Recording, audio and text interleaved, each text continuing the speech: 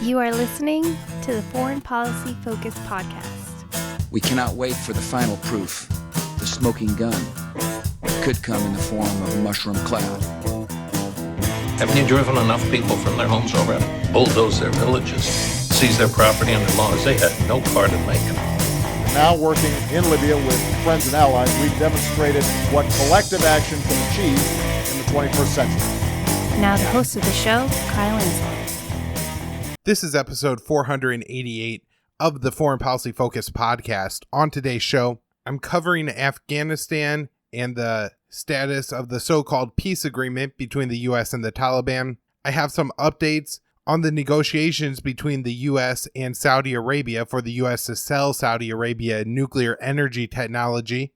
And I'm talking about Yemen, where we had the world's worst humanitarian crisis and the first few cases of the coronavirus outbreak. Important stuff on today's show. Make sure you share it. You find it online at the Libertarian Institute, where I am the news editor and write the daily news roundup. Both the roundup and the show can be found on the homepage, libertarianinstitute.org. If you're a new listener to the show, make sure you subscribe to it somewhere. 3 episodes a week, Monday, Wednesday, Friday, talking about the worst crimes of the U.S. empire. And lastly, you donate to the show at patreon.com/foreignpolicyfocus. All right, so first up on today's show is a story that I believe is a couple weeks old now, but I had completely missed it. I think it's important to note, and that is a portion of that stimulus bill that was $2 trillion and could be worth trillions more even, had $500 million included in it to go towards health monitorings and surveillance. And so I think what this is going to end up being is different apps that people are either going to have on their phone to travel or something, or the government just data mining and using companies like Facebook, Google, Apple, and whoever else to essentially give customers location data to Facebook and reveal, through different algorithms and monitoring of post and content and direct messages, who's or how many people are social distant. Now, I don't know if this particular $500 million, how much of it ends up going to that. It seems relatively unclear, just that, this money exists for this purpose, and different bureaucrats are going to get to decide where it goes. Probably going to be a lot of corruption. People with ties to different companies will end up making sure, their former employer gets all the government contracts, whether it's, the most effective product or not. And then also I'm going to be very little concerned for like Fourth Amendment standards and, does the government actually get access to this personal information of ours? Again, there's not a lot of details on what this money is going to, so I don't have a whole lot of detail to go into. Just that I think it's important that we track where this money goes. I think this is also just an example of the problems with the $2 trillion stimulus bill that was passed by Congress, that it seems like very few people or nobody read. I wonder if there's documents in bills like the Affordable Care Act or different stimulus packages, basically anything that's got a lot of text and is rammed through, if any of the congressmen have actually read the whole thing in its entirety. My sense is no. Maybe there's some staffers that have, but the problem is you're now giving away $500 million, which, just a small fraction of that, and I'm talking about, less than 1%, far less than 1% of that money, would make a gigantic difference in a lot of people's lives. Because we're talking about well over, $1 million even at 1%, but even if you're just looking at fractions of a percent, you could give this money away to thousands of people and it would still be life-changing for all of those people. And there's, again, little congressional input as to, where this money goes. It's, going to be allocated by, I guess, bureaucrats that most Americans have never even heard the name of, in a position that they don't even know exists, don't know the reason why it exists, and it's just so much of our money being poured away. And then the other issue with it is that it's just more government power grabs, because if Congress is allocating this money and the, executive is just going to go along with implementing it, there's no concern or debate here about what are the potential Fourth Amendment ramifications. And so much of this happens when you, again, pass these massive bills with thousands of pages that allocate millions, billions, and trillions of dollars in spending. All right, the next story I have here is the Government Accountability Office is pushing for more congressional oversight of the US-Saudi negotiations for the US to sell Saudi Arabia nuclear energy technology. The reason this is important is because, as I've talked about a lot with the Iranian nuclear program, a lot of technologies when it comes to nuclear power and nuclear weapons are dual use, meaning having nuclear energy technology makes you closer to being able to make a nuclear bomb than if you don't.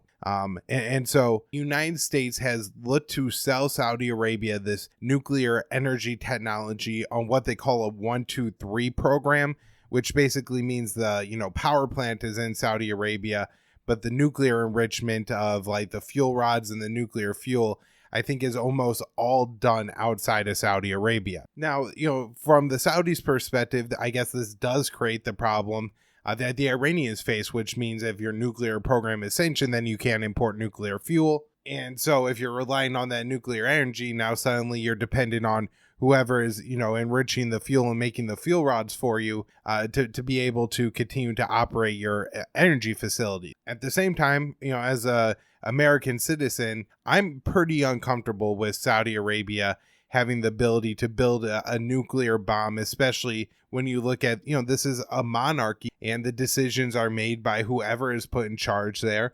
And looking at the actions of Crown Prince Mohammed bin Salman, most people agree that not only have they been completely destructive and inhumane towards his own citizens, the people of Yemen, but have also been detrimental to Saudi Arabia itself. And so this guy isn't a rational actor, and giving him the ability to make a nuclear weapon seems pretty damn dangerous. So the U.S. has insisted on the 1-2-3 agreement, and the Saudis have pushed back. My understanding going into the early years of the Trump administration, it had kind of been the status, although there has been a lot of kind of backdoor dealing between the United States and Saudi Arabia. Under the table maybe is a little bit better to say than backdoor, where the U.S. has passed some nuclear technology or information to Saudi Arabia already, and Saudi Arabia at least continues to maintain public ambiguity if they will go along with like a 1-2-3 agreement or policy. I think this would definitely impact how Iran looked at, their situation as far as capping or allowing limits on their nuclear program. Maybe if they feel like has the potential to develop a nuclear weapon in a year or 6 months, whatever, that breakout estimate is, Iran feels they need to be able to manage that, just because you never know when Mohammed bin Salman is going to launch the next decisive storm, and at this time at the enemy across the Persian Gulf rather than to his south. So I think a lot of the problem with the Trump administration has just been a lack of transparency as to what's going on here. It seems like there's a relatively incompetent fool ahead of the Department of Energy throughout most of this, Rick Perry, the former Texas governor, and who became head of a department that he famously, and pretty much, the floundering of his entire presidential run came as he couldn't remember the name of the department that he had said he wanted to cut, and tried to get Ron Paul to give him the answer. So that was a hilarious moment, but he ends up becoming head of Department of Energy. And I know not all political leaders are as stupid as some libertarians kind of flippantly say. And, I don't think Hillary Clinton's a complete idiot or anything like that. But I think Rick Perry might actually not be the sharpest guy.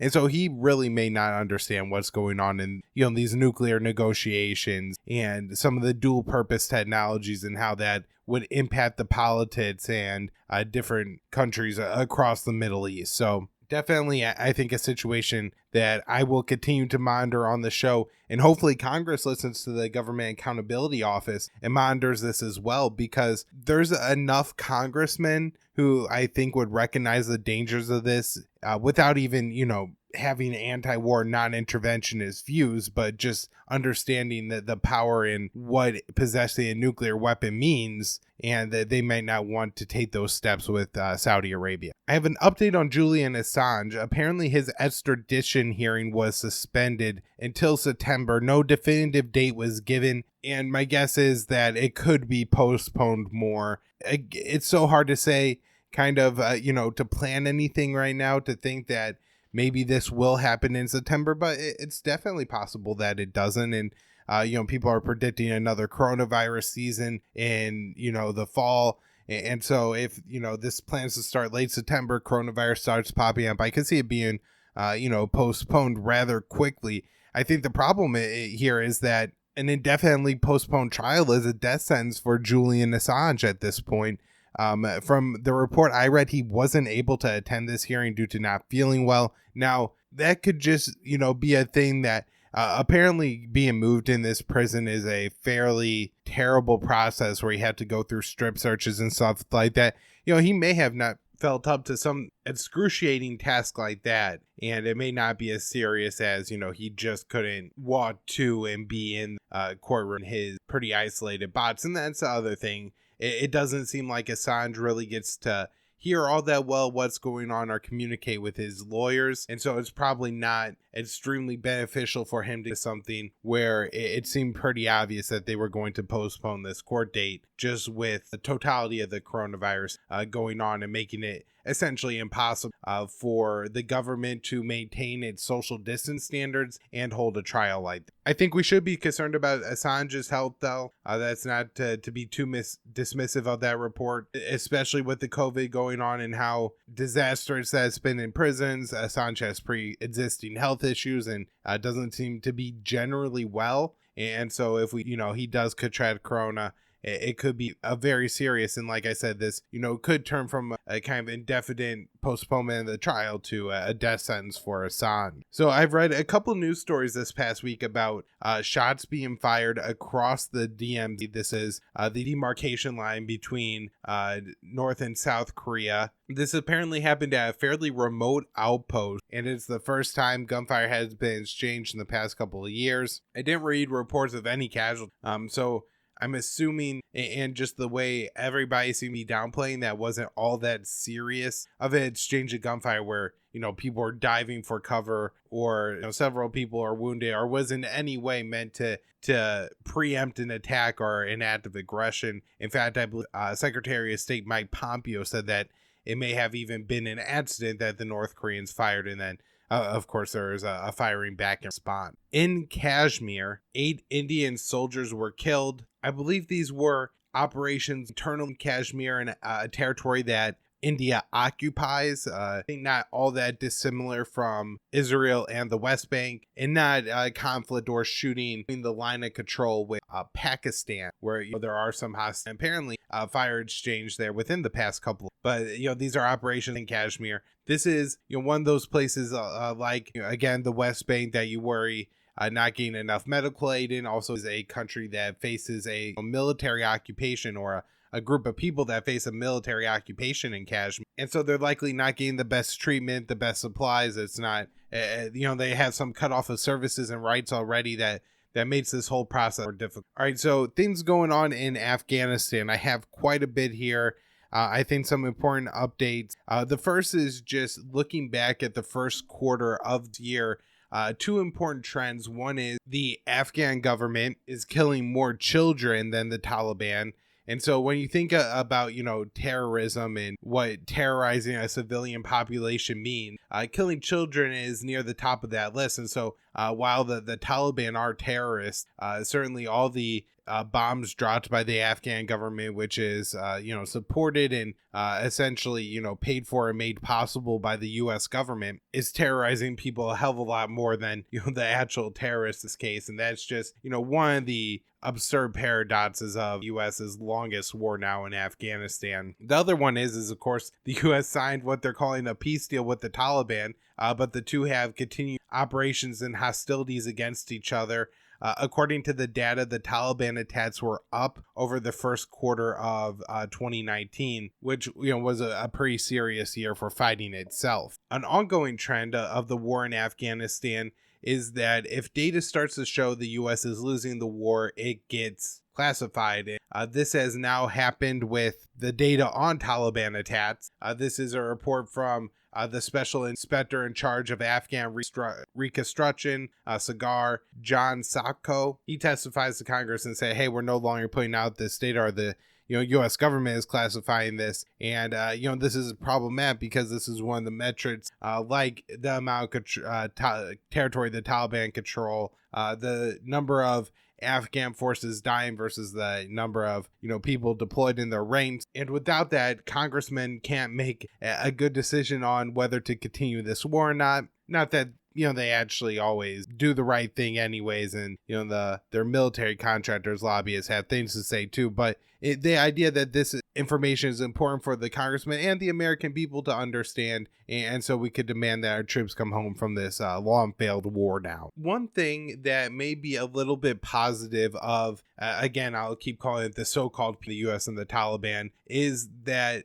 the spats between the US and the Taliban in Afghanistan are down, and it doesn't seem like the U.S. is carrying out as many operations. The Taliban have been somewhat careful to avoid U.S. and NATO forces in their attacks, even though those attacks are up. And the war maybe between the U.S. and the Taliban has somewhat transitioned to a war of words, as a U.S. spokesperson for the Afghan war and then a Taliban official traded insults and kind of accusations over Twitter of who's breaking ceasefire and not living up to the truce. But it's good to see this is on Twitter than rather on the battle, and it's long since overdue that the problem between the U.S. and the Taliban becomes a diplomatic one rather than a military one. And another little bit of good news, the two men claiming to be Afghanistan's president, the internationally recognized president Ashraf Ghani, who I believe is still the one kind of working with the United States and giving all the orders. So he is effectively the president, but there then also is Abdullah, who swore himself in and has a presidential compound and everything set up and the cabinet picked out. And I get, does have some political clout. I think he got like 40% of the vote the last time around. But there's apparently progress between the two sides. This is important because as the peace deal between the U.S. and the Taliban ends up being rolled out, and we hope that it leads to some kind of peace or at least a reduction in violence in Afghanistan. And that's only going to happen if the Taliban have clear negotiation partners in Kabul, and having two people claiming to be president certainly makes that all far more difficult. So the situation in Afghanistan doesn't seem to be improving a whole lot. Of course, coronavirus is spreading in that country, and that's disturbing, and who knows what impact that has on troops. There's reports that Trump wants to get all U.S. troops out because of the coronavirus, and so maybe, that will actually prompt U.S. troops to leave, although it seems more likely that U.S. troops end up staying, and the warmongers will again be able to sway Trump on his better impulse to stay in Afghanistan, not leave it as he. Israel continues to carry out attacks in Syria. This is now up to 5 attacks in the past couple of weeks. The reporting on this is pretty scarce, as Syria will report casualties from the attacks, but at the same time often reports that their missile defense systems effectively downed Israeli missiles. It does seem like this recent attack was on a research facility in Aleppo and then a military barracks nearby. I've read that 2 international forces that are allied with Assad were killed, likely either people from Iran or Lebanon or Iraq. There was another interesting war of words on Twitter, and that was between Secretary of State Pompeo and Senator Elizabeth Warren over the Iran nuclear deal. And basically they were hashing out a little bit of an argument that I've already talked about on the show, which is Trump's administration's desire to essentially enter the Iran nuclear deal, but keep sanctions on, and then claim that Iran is violating the deal when the U.S. violated the deal first, and that Iran's the only party that should be held accountable. And so there's a lot of obvious confusion. Most people in the mainstream talk about this because the Trump administration is just absurd in their demands in this case, and making arguments that clearly are illogical and nowhere near the reality of the situation. And so it sounds confusing, but really the U.S. is trying to, just pick and choose the parts of this international treaty and agreement they want to, and say that only these apply and the worst case scenario for Iran, and Iran is supposed to, take that and not do anything about it. I don't see this actually playing out well. The UN Security Council has to go along with it. I'm not sure what the French, Brits, but certainly I can't see Russia or China going along with it. And so I think it's likely not all that important, but it is good to at least some Democrats standing up and trying to get the U.S. back into the Iran nuclear deal, because that would be, I think, one of the few benefits of getting Trump out of office. This creates a situation where the Democrats could say, oh, look, the great Obama had passed this nuclear deal, and it really was a good thing. It helped take war with Iran off the table, and we're just going to get right back into it and remove the, stupid sanctions that Donald Trump put on Iran, and that would certainly move us in the right direction with our Iran policy. I don't know if Biden's going to do that, so I wouldn't necessarily endorse the Democratic candidate, but like I said, it's important to see Democrats making these arguments. The U.S. imposed more sanctions, this time on an Iranian-Iraqi businessman who they claim is doing business with the Iranian Quds Force. All right, so in Yemen, we have a spreading coronavirus issue. I believe the cases are now like in the 20s to 50s, although I think the numbers in Yemen, coming out of Yemen, are relatively meaningless, especially as far as their value, numerical value, as far as 25 or 50, maybe trend-wise up or down, it could be relevant, but there's just so little testing going on.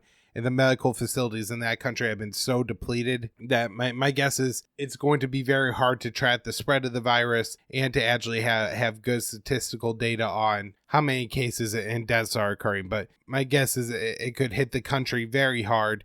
We now have the first reported case in the Houthi-controlled areas of Yemen, and this is a man who died at a hotel in the capital of Sana'a. It appears that there has been another deal done between the Saudi-backed government in Yemen and the Southern Separatists, or the Southern Transitional Council, that has helped to relieve the dispute over the island of Socotra. It's out in the Gulf of Aden. It's apparently a kind of a Galapagos type island with a lot of species and nature there. But it's kind of one of the symbols of the Saudi Emirati split in Yemen, as each country is looking to develop it kind of its own individual military and economic needs, or profits. And so it's good to see that this isn't playing out on a battlefield, and Yemeni people, culture and nature are being destroyed because of this conflict, any more than it already tragically has. Some quick stories I have to run through just coming out of Africa. The Islamic State claims responsibility for attacking Egypt's Sinai Peninsula. This is the desert that connects the major part of Egypt with Israel. Militant activity in this area is frequent. Egypt reports having 15 casualties in the past couple of weeks, either killed or wounded soldiers, but they have killed or neutralized 126 militants in the region. Good news in the Congo. An armed group is saying that they're laying down arms and entering negotiations with the government. And maybe another good note for diplomacy, it appears that Sudan has deployed its first ambassador to the U.S. in over 20 years. All right, that's all I have for the show today. Make sure everybody check out my work at libertarianinstitute.org. Find my name, kind of on the headline of the show, so you click it there and get the show in the roundup. Or they're both on the homepage, libertarianinstitute.org. Subscribe to the show somewhere, give it a rating and review. Patreon.com/foreignpolicyfocus. Check out my Twitter at KYAAAL.